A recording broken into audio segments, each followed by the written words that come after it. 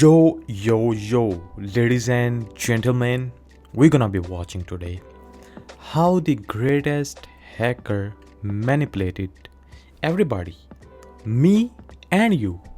Yes, you. Let's see how. How did this guy manipulate us? My name is Kevin Mitnick. Kevin Mitnick hacked into the largest tech companies Oh, on the Nokia. planet. I've Motorola. successfully compromised all systems that I targeted for unauthorized access except one. Yet his greatest skill lay not in his technical ability, but in his deep understanding of human behavior, enabling him to manipulate people into doing things they wouldn't normally do. He'd walk into a building he was going to target, pretending to drop off a letter for an employee at the front desk. He could take a good look at the staff IDs. Then, using Photoshop, he'd forge his own ID. Kevin explained in his memoir, Ghost in the Wire. What? Damn, okay, this guy. Okay. It doesn't even have to be all that authentic looking. 99% of the time, it won't get more than a glance. Wearing his fake badge, he'd follow employees back from smoke breaks through the back door, which required a security pass for access, Right. exploiting the common courtesy of holding the door open for the person behind you. He Okay. then let in his hacking buddy, who'd access the crawl space to get inside the locked office of the company's network engineers. Once inside, he bypassed the computer's existing operating system by installing a bootable version of it, loaded with hacking tools, including malware that enabled him to access keystrokes, steal passwords, even activate the webcam. He eventually finds his way to the heart of the system, the servers responsible for handling customer transactions. There we and go. decrypts millions and millions of credit card numbers. I can make purchases all day long using a different credit card each time and never run out of numbers. Damn. Yet he never used any of the cards or any of the information he accessed. Okay, like what a did he kid do? breaking into an abandoned building, he hacked just for the fun of it. He explained, for us, the thrill lay simply in knowing we had gained the power. Okay, I gotta get it. Like, he's like, we did it. Oh, what we want to do, we did it. We can do it. It's working, you know? I mean, you know, like, I'm the one. I'm him. You know, he wanted that. His obsession with exploiting the system started when he was young. At the age Really? of 12, he found a way to ride the bus in LA for free by buying a punch card and punching blank tickets he fished out of a dumpster. Kevin spent a Damn. lot of time alone. His dad left when he was 3, and his mom often worked double shifts as a waitress at various delis in Los Angeles to support them. To pass the time, he liked to perform magic tricks, influenced by the magician dad of the girl he had a crush on. He wrote, "The notion that people enjoyed being taken in was a stunning revelation that influenced the course of my life." In high school, he became obsessed with phone phreaking, manipulating telephone networks to make free long-distance calls. He loved using technology to play pranks. I mean, he's big brainer, dude, even young. As a kid who's doing all that, bro. I mean, he got some big brain, you know? He and his friend Louis DePayne would modify an amateur radio to make their voices come out of a McDonald's drive-thru speaker and say things like, "I'm sorry, we don't serve cops here." Oh But his my god, dude. I mean, that's a good prank, though, you know? That's a good one. I mean, dude, okay. Cool. Antics were not always so innocent. When he was 17, he targeted the critical operating system of Pacific Bell, a major telephone Pacific Bell, provider I in don't know what is California, later known as Oh, AT&T. AT&T. Posing as an employee who wanted to show 2 friends around one night, the security guard simply said, "Sure, just sign in," without asking for ID. Damn. They walked out I'm sure he got fired later, huh? with piles of manuals on how the system worked. But then one of his buddy's ex-girlfriends snitched, and he spent 3 months. Why? Woman. Gotta be woman. Snitching. She pulled gun on him. In juvenile detention. That didn't deter him. His obsession with hacking overshadowed all else. Really? He neglected high school, passed the GED exam, and later enrolled in a technical school in LA, where he met Okay. the woman who would later become his wife. Okay. Even when he moved in with Bonnie, he spent virtually every waking hour on his computer. One of his favorite targets was Digital Equipment Corporation, a leading computer vendor.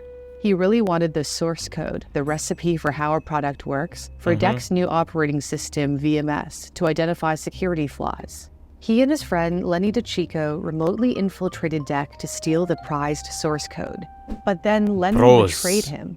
When Lenny refused to fork over $150 after losing a bet, Kevin started calling Lenny's employer, pretending to be the IRS, and claiming Lenny was wanted for tax crimes. Oh, damn. Lenny was so angry that he told his boss that he and Kevin were hacking into DEC Oh, late at night no. from the office. The L friends, bro. L friends and L ex-girlfriends or whatever for real. FBI got involved, and Lenny started secretly recording his conversations with Kevin. When the feds arrested Kevin, Kevin said Lenny was dancing in a little circle of joy, as if he were celebrating some kind of victory over me. This hack would haunt him. Prosecutor Leon Weidman painted Kevin as a significant threat, claiming he can whistle into a telephone and launch a nuclear missile from NORAD. That might seem ridiculous now, but in the 1980s, there was a lot of fear over how technology worked. Computers and the fledgling internet. I mean, these guys were the masterminds at that time, you know. Even still today, you can say, yeah, I mean, but at that time, someone knows how to hack or, you know, get into deep system. I mean, yeah, people would go crazy for them. Were not that well understood by the general public. So the judge threw Kevin into solitary confinement, where he spent 8 months. When he was ready for release, Bonnie left him. Oh. He suspected she was cheating. Told you. L friends, L girlfriends, and L ex-girlfriend, all of them. After hacking into her answering machine, he discovered that she was having an affair with his best friend. Oh my god. So she was cheating too. But actually she was cheating and she said, oh, he was cheating. Like, what the hell? Louis. Despite Damn. Literally L friends, dude. L Lewis. Literally got L in his name, the first letter. betrayal, he remained friends with Louis because there were very few people who could understand his predicament. After serving a year in prison, Kevin knew he had to tread more carefully. He needed to ensure his phone couldn't be tracked. Oh, he had he to got find a that way of phone. changing the electronic serial number of his Novotel PTR 825. He called Novotel and posed as one of their engineers, even calling from the noisy Consumer Electronics Show in Las Vegas to sound credible. He spoke with an engineering manager named Kumamoto, who revealed it was possible to change the ESN from the phone's keypad if you had a special computer chip containing a special version of the firmware.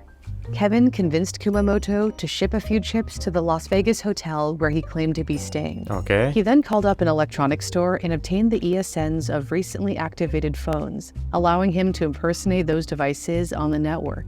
Around this time, Kevin was introduced to a supposed star hacker named Eric through his half-brother's ex-girlfriend. Another Eric was hacker. super secretive. Why He he wouldn't look give like that? Kevin his phone number or pager number. They communicated through an intermediary. After talking a few times, Kevin's gut told him something was off.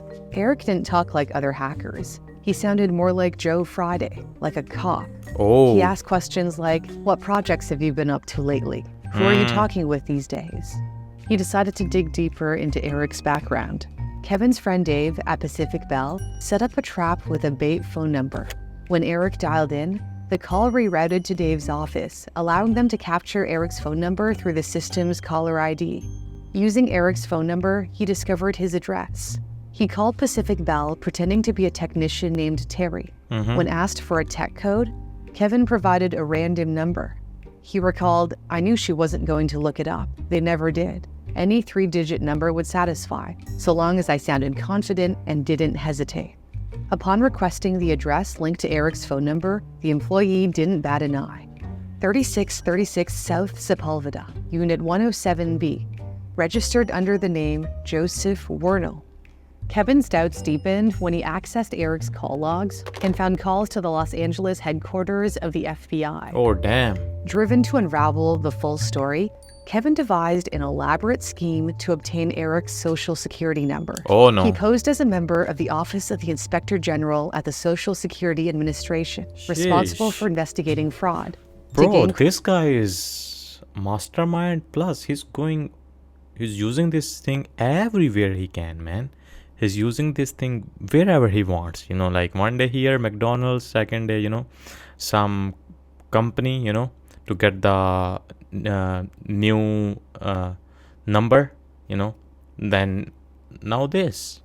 as a social security. Credibility, he meticulously researched the agency's internal structure, the names of supervisors and managers, and even learned the company lingo, including terms like mods, short for modules, referring to teams handling claims. A staff member named Ann ate up his lies and gave him anything he wanted: social security numbers, birth dates, benefits, earnings. Ann's information about an Eric Hines Sr., likely Eric's father, led to a shocking discovery. When Kevin called Eric Hines Sr. and said, "I'm trying to get a hold of Eric. I'm a friend of his from high school," Eric Hines Sr. sounded annoyed and replied, "My son died as an infant." No way. Who really was the person masquerading as Eric Hines Jr.? Kevin remembered Eric bragging about... I told you, as soon as I saw the picture of Eric Hines Jr., I was like, why he looked like that? Because he looked fishy.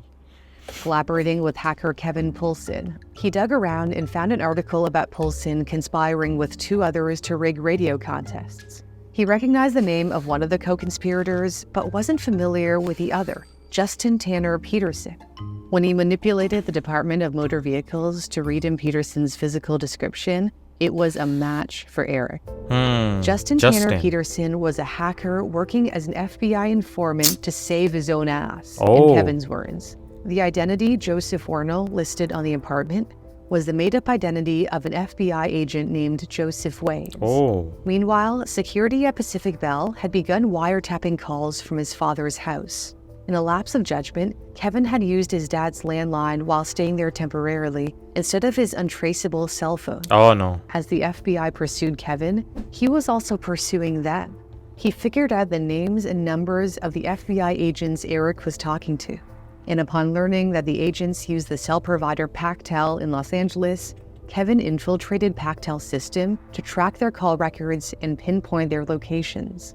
He also installed a scanner in his office at the private investigation firm where he worked to detect FBI cell phones, using software programmed with numbers linked to Eric. In September 1992, Kevin's scanner detected the cell phone of FBI Special Agent Ken McGuire. He quickly cleaned up his apartment, ensuring there wasn't any evidence. On the morning of September 30, 1992, police knocked on his door, and he answered naked. The agents were also not pleased to find a box of FBI donuts waiting for them. Although the FBI found no evidence, his close calls with authorities were escalating. When Kevin conned the Department of Motor Vehicles into handing him a copy of Eric Hines' driver's license, DMV investigators tracked him to a print shop where Kevin's grandmother had driven him. The investigators chased him through the shop, where he barely escaped. All the while, his poor grandmother waited in the parking lot for 3 hours, wondering what had happened to her grandson. Kevin later reflected, "I never felt guilty about getting information I wasn't supposed to have. But when I thought about my grandmother, who had done so much for me and cared so much for me all my life, everyone sitting have there great in her car for grandmothers, so man, long, grandparents. waiting and anxious, I was filled with remorse. It was hard to leave his beloved grandma and mom, but he knew he had to go on the run. A warrant was out for his arrest for violating his probation by hacking and associating with other hackers. Kevin adopted a new identity, Eric Weiss, the real name of his hero, the magician Harry Houdini. He planned to do his own disappearing act. To solidify his persona, he infiltrated a credit reporting agency to find an Eric Weiss with good credit and around his age. Then he got help from Ann, his friendly contact at the Social Security Administration, to gather other personal details about Eric. He moved to Denver with his new identity, drawn by the allure of its natural beauty, and got a gig in the IT department of a prominent law firm, where he worked by day and hacked by night. The fun lay in hacking the world's largest tech companies with presumably the best security. He set his sights on obtaining the source code for one of Motorola's coolest phones, the MicroTac Ultra Lite. He wanted to understand how the phone's software worked to try to change the ESN, just as he had done with his Novotel phone. Posing as Rick from Motorola's research and development team in Illinois, he got Alyssa on the phone, a stand-in for Pam, an assistant to a VP in R&D who was on vacation. He deceived Alyssa by saying that Pam was supposed to send him the source code for the MicroTac Ultralight, but had directed him to Alyssa if she couldn't send it before her holiday. When Alyssa asked, "What version do you want?" Kevin had no clue what to ask for and said, "How about the latest and greatest?" Just like that, Alyssa handed him one of Motorola's most protected trade secrets. Though there was one little hiccup. Kevin had forgotten to acquire the compiler to translate the source code into machine-readable code. Still, it was a thrill. Next came Nokia. Damn. He posed as an engineer from Nokia USA in San Diego and contacted one of Nokia's offices in Finland, where a guy named Tapio transferred the source code for the Nokia 121 via FTP. Surprised by how easy that was, Kevin wondered if he could infiltrate Nokia's internal network to access more source codes and information on upcoming releases. He deceived Nokia England's IT department into giving him the login details to connect to its operating system, which he exploited to gain full system access and create a new user account for himself. Then he set his sights on a secretive digital phone under development, internally called the HD760. He contacted the lead developer, Marku, persuading him to share the latest source code. However, Nokia blocked outbound file transfers for security reasons, following alerts triggered when Kevin created his new account.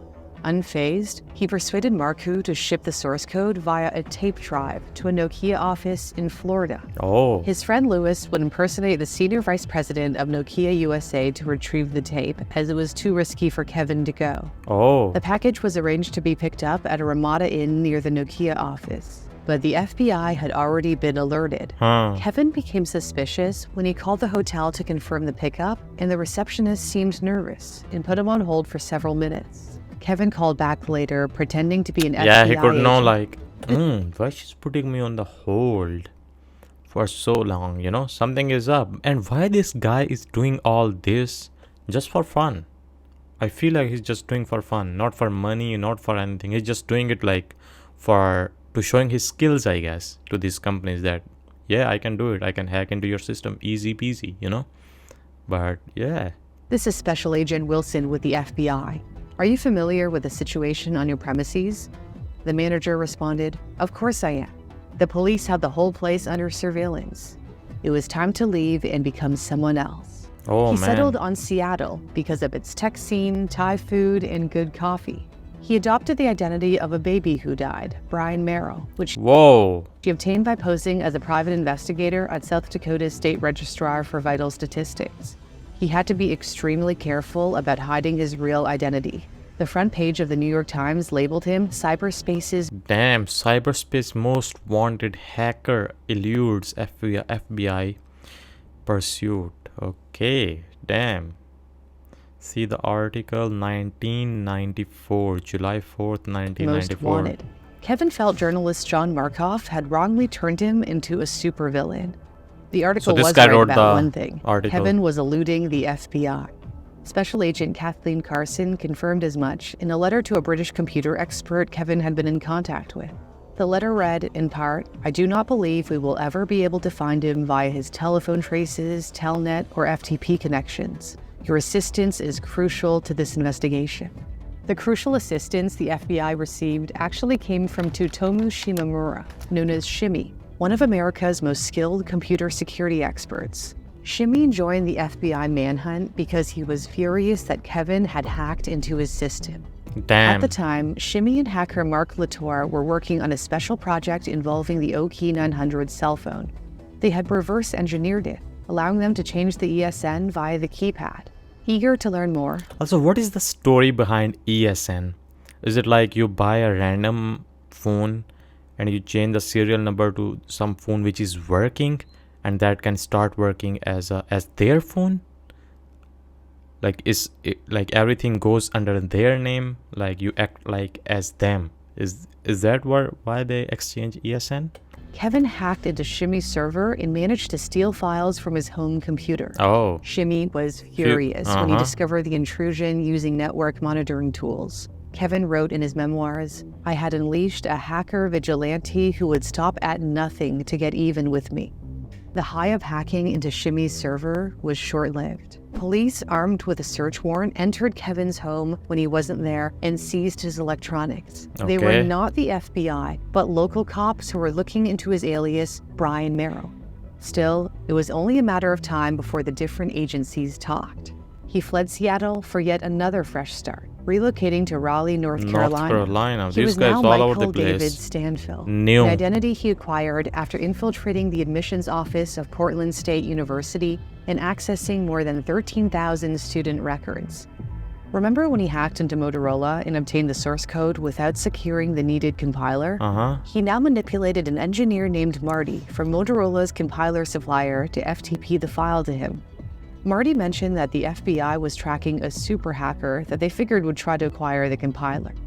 Little did he know he was talking to that very super hacker. High from this latest stunt, Kevin woke up one day to find his cell phone dead.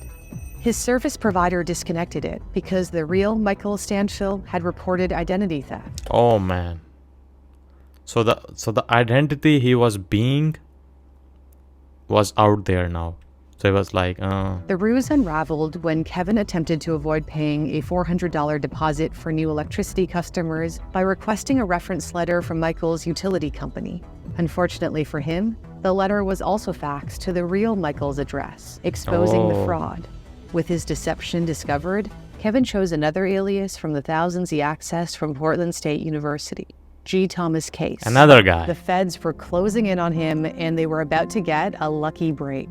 Kevin had stored the files he grabbed from Shimmy's server on a community forum called The Well. However, The Well.com. Well had an automated alert system that notified users when they used a significant amount of disk space. One day, Bruce Coble received an email indicating that his account for an event he was organizing was using 150 megabytes of storage on the Well's servers, which was a substantial amount at the time. Okay. Bruce discovered that the stored files didn't belong to him. They contained emails addressed to Totomu's work email. They were the stash of files stolen from Shimmy's computer.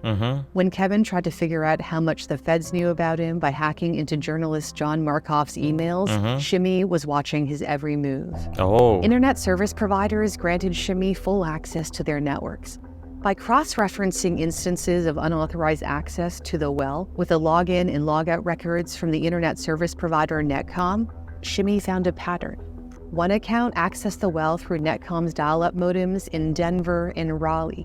Shimmy's team traced the call in real time to Sprint's cellular network. However, Kevin had manipulated the system to use a phone number that wasn't assigned to any customer but still appeared to be legitimate. Okay. So a Sprint engineer cleverly focused on calls placed to the manipulated number rather than from it, leading to a Raleigh area code. These connection attempts consistently utilized the same cell phone tower, indicating that the phone Kevin used to connect to the internet was in a fixed location. Shimmy hopped on a plane to Raleigh. All right. Kevin's attempt They to bought a connect to face. Netcom through a different cell phone provider as a precaution was in vain. All cell phone companies were on the alert for any strange activity, immediately relaying it to Shimmy. Okay. When a suspicious data call was underway, Shimmy and his team jumped into a vehicle and used a radio direction finding device to try to pinpoint the source of the cellular radio signal, leading them to Kevin's neighborhood. No When way. they intercepted a conversation between Kevin and another hacker, journalist John Markoff, who joined the pursuit, recognized his voice and shouted, "It's him. Oh man. It's Mitnick." After finishing up at the gym, Kevin went home and logged onto his computer a little after midnight on February 15, 1995. Okay. He noticed several of the backdoors he had been using to access various systems had unexpectedly vanished. He had a sinking feeling in his stomach that something bad was about to happen.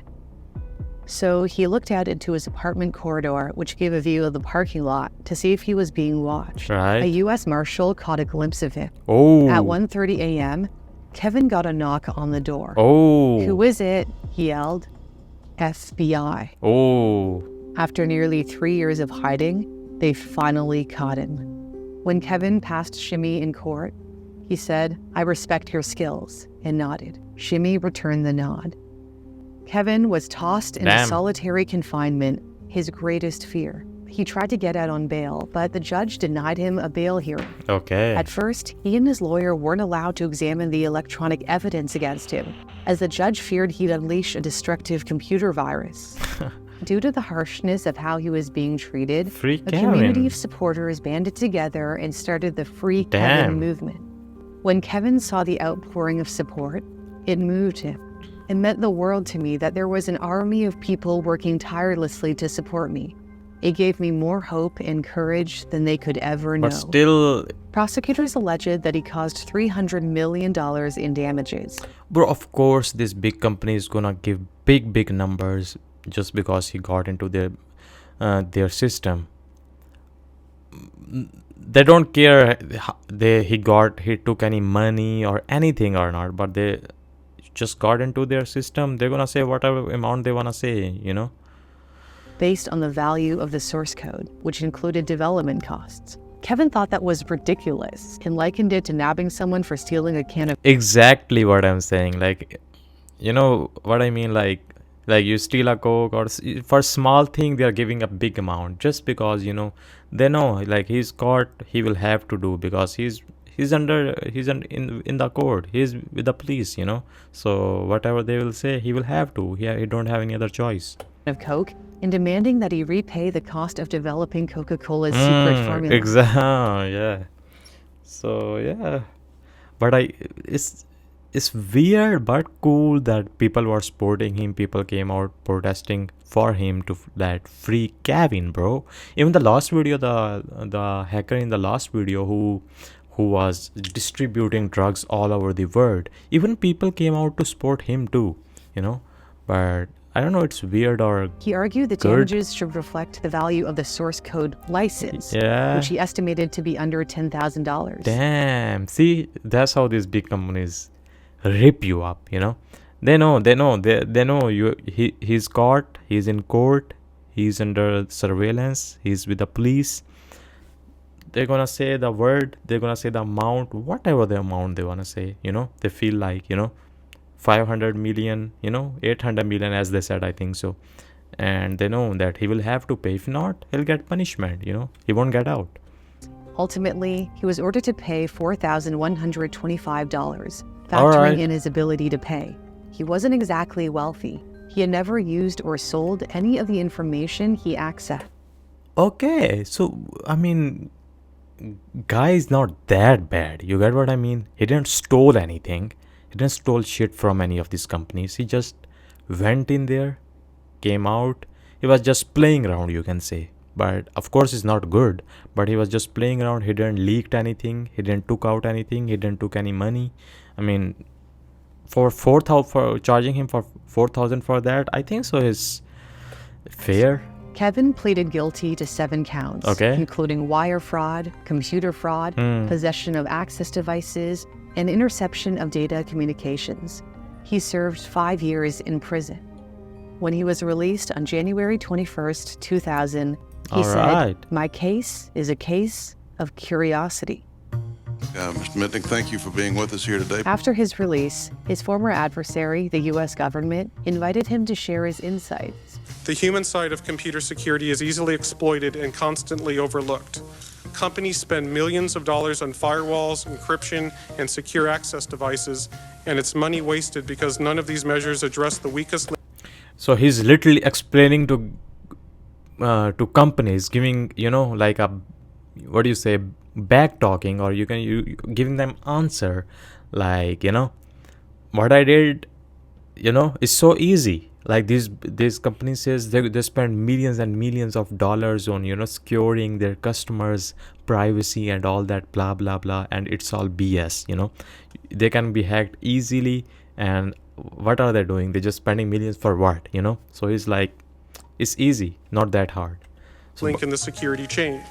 The people who use, administer, operate, and account for computer systems that contain protected information. Kevin became hugely sought after. Now, Kevin Mitnick is the world's most famous hacker. Kevin Mitnick is a security consultant and CEO of Mitnick Security. oh, this is wait, is this him? Could be him. Kind of looks like him. I mean, of course he's old now. He used his hacking skills ethically Yeah, that is by him. advising companies Wow. on strengthening their security and also shared helpful everyday advice. Oh, he's on YouTube as well. Kevin Mitnick, 5-star hotel safe security. Yeah, bro. I feel like you should never use these safe in the hotels. First of all, I don't know what their codes are, where they have written the codes, all that. And second of all, I'm sure people in the hotel know the code of this. So don't try to put, like, if you think something you wanna, keep safe, just take it with you, or something, or put it somewhere, or lock it in the bag with some extra lock, but do not put in this case, or safe. 0000000. And voila. It's open, like, so dumb. Stay safe. Don't trust the safe. Exactly, yeah. I mean, if you are little bit smart, I'm sure you won't use these cases, especially when you are in hotel, Kevin They had are created just a new useless. life for himself and found love again, marrying Kimberly, whom he met at a cybersecurity conference Cool. in Singapore. But his happiness would be cut short. Why? In 2022, Kevin received the devastating news that he had pancreatic man. cancer, which he battled for 14 months. Damn. On July 16, 2023, Yo! Kevin Mitnick died peacefully. Damn. He was 59 years old. Did not saw this coming. At the time of his passing, his wife was pregnant. Oh, Kimberly man. later expressed, "Our son will know you, and I am convinced he will be a mini you."